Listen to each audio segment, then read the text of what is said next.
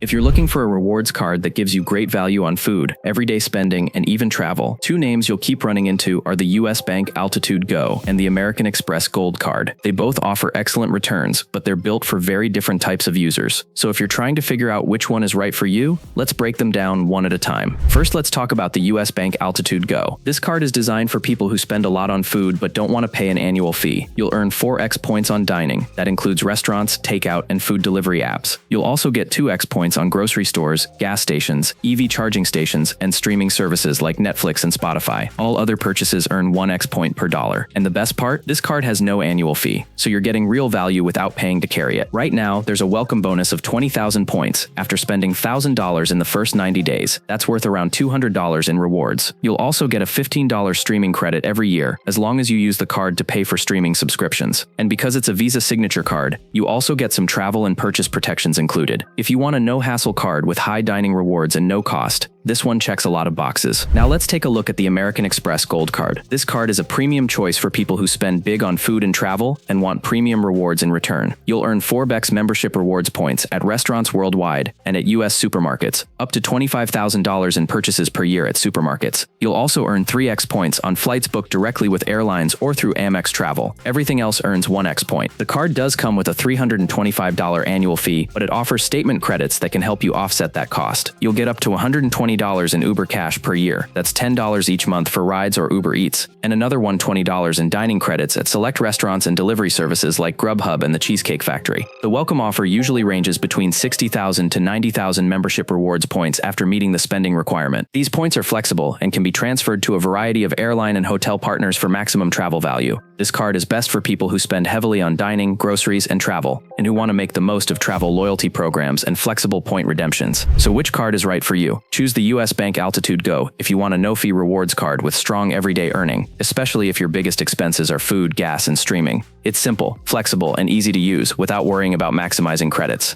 Go with the Amex Gold if you spend a lot at restaurants, supermarkets, and on flights, and you're looking for a high-end rewards card with premium benefits and transfer partners. If you can take advantage of the credits, it can easily justify the annual fee. Well, that's all for this video. If this comparison helped you decide, give it a super thanks by clicking the heart icon and help support the channel. And don't forget to subscribe for more credit card reviews, smart money tips, and all things rewards. We'll see you in the next one.